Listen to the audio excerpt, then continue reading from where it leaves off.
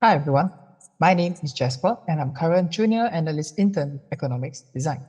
So today I would like to go through with you a very interesting topic called Cybertitans case study, which is basically their game within the whole GameFi space itself. So the agenda for today will be an overview of Cybertitans, followed by I'll be providing you some key highlights of the game, the value that they are providing, some high-level token summary, mechanism as well as the market design, and then finally conclude off with some risks that are involved with the particular project itself. So what exactly is Cybertitans? So Cybertitans is a strategy video game in an auto-battler genre, and players take part in either a 4 or 8 player mode online battle, where each player would form their own team of titans on an 8x8 chessboard. There are various methods for the players to earn from the game itself, which I will go through more in depth with you later on. So some key highlights of Cybertitans include number 1, it features interesting titans with various abilities and synergies to appeal to these players. Number 2, the company hosts many special event tournaments, and they also have daily tournaments to keep these players engaged as well as earning. Number 3, the potential to ride on this rising popularity of auto battlers due to the Web2 counterparts. And lastly, it allows players to stake their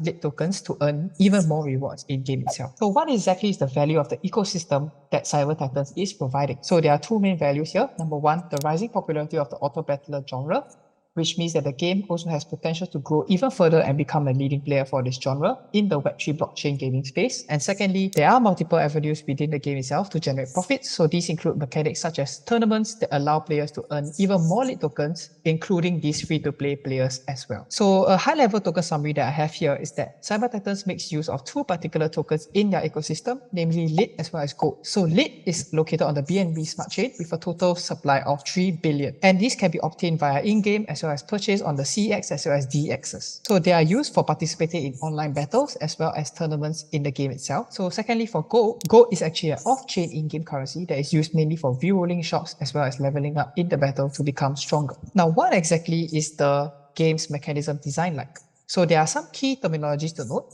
Number 1, Titans are the name of the game's chess pieces. You deploy them basically on an 8x8 chessboard to fight for you. Now, crystals are 3 tiers of unique upgrades that players will be offered in order to make their team stronger. And objects are simply, you can think of it as items that you can equip onto these Titans to make them stronger. And lastly, Challenger Tournament tickets, also known as CTTs.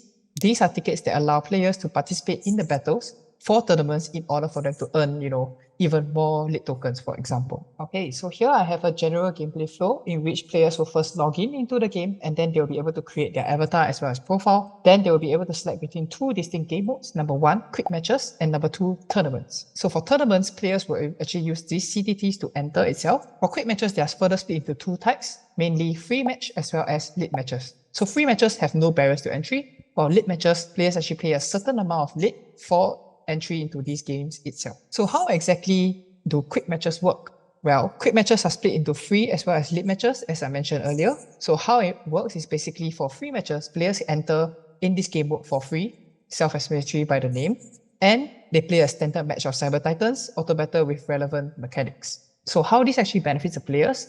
Number 1, for the F2P or free-to-play players, basically upon emerging as top 4 in a given game, they receive CTTs.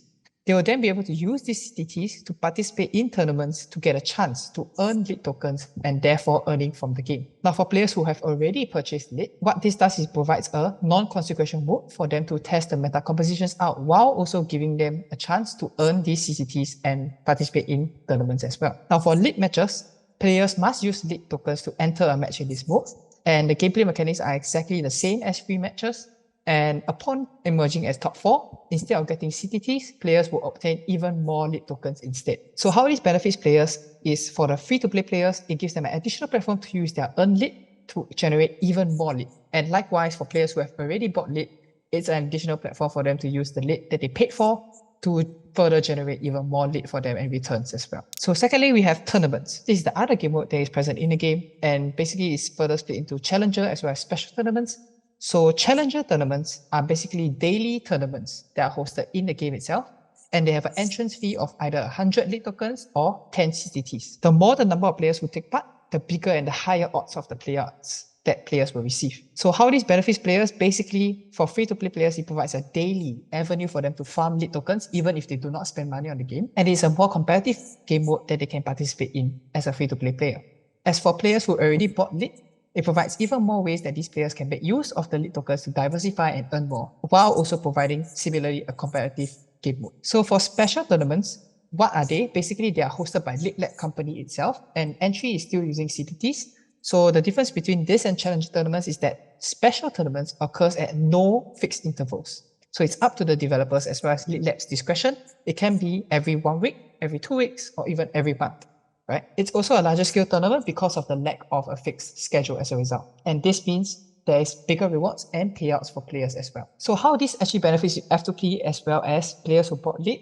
Similarly, it grants them an additional platform that they will be able to earn huge amounts of Lit compared to these other game modes that I've mentioned earlier, and also allows them to diversify and earn more as a result. So as we can see here, the game really provides multiple avenues for players to earn Lit and subsequently earn money from the game. So free-to-play players also stand an equal chance to earn from the game, which is a unique feature of the game itself. There are two main reasons for this. Number one, free-to-play players are provided the same resources as well as training guide as those who paid for Lit tokens. Number two, the strength of Cybertitans appearing in the game shops itself are not dependent on the amount of money they spend. Taken together, the odds of free-to-play players emerging as a top 4 in a given game is equal to that of someone who purchased Lit. Ultimately, it depends on their skill level as well as understanding of the game. Now, due to multiple avenues of farming Lit tokens, there may be a result of players being phased out over time. So why does this phenomenon occur? Two main reasons. Number one, there's a fixed total supply for a few years. So there's 3 billion total supply that is stated to not change for at least that few years, and given that there is a 2.5% burn rate every match and potential increasing demand, there may be a shortage of Lit tokens in the ecosystem. So the shortage stems from the supply of Lit tokens continuously falling, while the demand for it increases as the popularity of the game rises. Secondly, Lit utility is currently limited. So the main functions of Lit currently is to be used as on-chain trading tokens and to participate in game Lit matches. This results in over-reliance on financial utility of the Lit token, and players may therefore not see reasons to re-inject this Lit back into the game economy, which results in the continuous extraction of Lit. Taken together, with the continuous extraction of Lit, the shortage in its supply, given the fixed amount, will likely result in some players being phased out over time, as they are unable to obtain any more Lit from the game ecosystem. In order to solve this issue of Lit shortage, Cybertitans needs to develop new utility functions for Lit. Now, why do I choose this? Mainly, there are two main solutions that we can consider here. Number one is to mint more Lit tokens according to demand directly, right? So this is a more direct solution. So Cybertitans can mint more, which alleviates the power of supply shortage. However, this approach is unsustainable because if Lit tokens remain the way they are without additional utility, it will be compounded by inflationary pressures, which worsens the situation. So what they should do is to create more utility functions instead for Lit. This includes potentially adding cosmetics to Titans in-game and make them purchasable only through Lit tokens, which entices these players to re-inject Lit back into the economy by buying these cosmetics. Lit will successfully be circulated and kept within the game more, and rather than solely just being extracted from the ecosystem. So this would effectively solve the problem of the shortage of Lit. And the downside of this is that actually there's a use of effort and resources to dedicate a team for designing such cosmetics.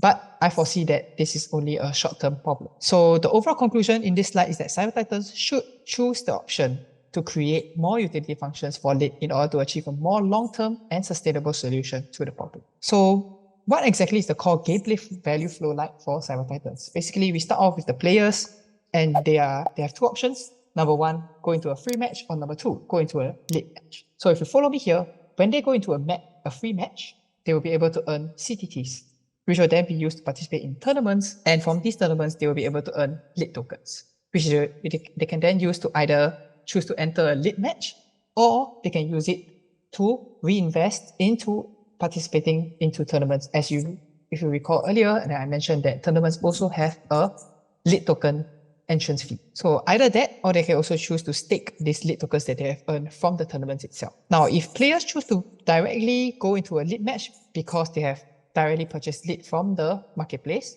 then they will be able to earn Lit tokens directly from this match if they emerge top 4, which they will then be similarly used for staking, participating in tournaments, or reinvesting it back into a Lit match. So what are some player types that are present in this particular game ecosystem? So there are two main ones that I've identified here. Number one, killers. So these are players that aim to beat other players or creatures in the gameplay itself. And most players in Cybertitans will fall into this category because they are all trying to emerge as the top 4 winners. Secondly, are called investors. So these are players that focus more on the financial gains that the game can provide rather than the entertainment value itself. So definitely this will be present in Cybertitans, given that there are multiple avenues for players to earn lead as well. So Cybertitans also provides strong incentives for players to play the game through their allocation mechanism. And I have a breakdown in terms of the pie chart, as you can see here. So this is the total token distribution to the team and investors. So a thing to take note here is that this is only to the team and investors, it's not the total token distribution. So why I highlight this in particular is because the total token supply that is being taken by team and private investors is 1.25 billion lit tokens, which is approximately 42% of the total. This is a healthy figure that we must know because it ensures that the dumping of the tokens will not be easily achieved by the team as well as private investors, and this will mean that the token is more stable for players to come into the ecosystem, purchase this lit, and start playing the game as well. So there are two main categories of risks associated with Cybertitans. The first will be systemic risks. So systemic risks are basically risks that are associated with the whole marketplace or the whole economy rather than just this particular game or this particular protocol. So a risk here that Cybertitans face is that the gameplay is potentially perceived as gambling by regulators, and the risk level is high. What happens is that players need to put in certain amount of lit tokens in order to play these lit matches, which will result in them losing it if they place bottom 4 in a particular game. So this can be perceived as a form of gambling because they do not really get their lit tokens back and they are only putting it into a lit match to get a chance to earn even more, right? So regulators may perceive this as gambling, which will be a huge problem for them. So a potential solution for this is that even for those who place bottom 4, we give them a certain X% of their lit tokens back and compensate them in CPTs as well. The second type of risk is called idiosyncratic risks, which are basically risks that are more specific to the protocol that can be mitigated by improving the game's mechanisms itself. So the first one is the in-game mechanics being too complicated because the game requires players to read up and familiarize with many different abilities and synergies of the Titans. So a potential solution for this would be to create game guides, which will be made available on their socials and also have in-game tutorials to guide these new players throughout the game. Secondly, we have balancing issues because of the variety of Titans as well as synergies, which will cause disparity in power levels, making it hard to balance. So to combat this, there must always be a balancing team dedicated for the issue and always be open to player feedback on the meta to identify any outliers or things that may be too overtuned and players are not too happy about it. The third one is when the content gets old. So what do I mean by this? Because game content will likely remain the same throughout this whole period of time that the Cybertitans is active. So players may get bored after some period of time playing the game. So what they need to do is that they need to create new Titans and synergies every X amount of months as they deem fit according to what they see their player retentions are like, using data to analyze how many players are actually sticking on with the current content and how many players are actually seeking out other games or other contents because it got too boring for them. So this will actually allow them to keep the content fresh if they are able to always constantly creating new content. And this will also, on top of that, entice more players to join the game. So number one, you keep your current player base. And secondly, you entice new players to come into your ecosystem and play the game as well. And lastly, reward earnings by these players actually are dependent on some element of luck due to the inherent random number generator, also known as RNG, in the auto battler game genre, which causes some games to be a low roll. So low roll refers to a situation where players actually reroll their shots in the game but do not get strong units that they need or fit their team. And this results in them placing bottom 4 and as well losing the game. So when they lose the game, this also means that they potentially have lost the chance to earn either cities or their lead tokens that they have invested in that particular match. So what we can do to counteract this is that we can have a pity counter in the game shops where after X amount of rerolls, players will see at least one relevant Titan that is relevant to their team at that particular point in time. So this will ensure that they always have a tailored kind of unit that can be put into the board, and then this will allow them to have at least some form of control over the RNG within the game. So to sum it all up, Cybertitans is an upcoming auto battler genre game based on the Binance Smart Chain with several pay-to-earn methods for the players. However, it faces several challenges such as competition from its more popular Web2 counterparts such as Teamfight Tactics, limited utility within the lit, and lower than expected adoption rates due to the risk mentioned. I hope you guys have taken away and learned something from the presentation today, and see you guys next time.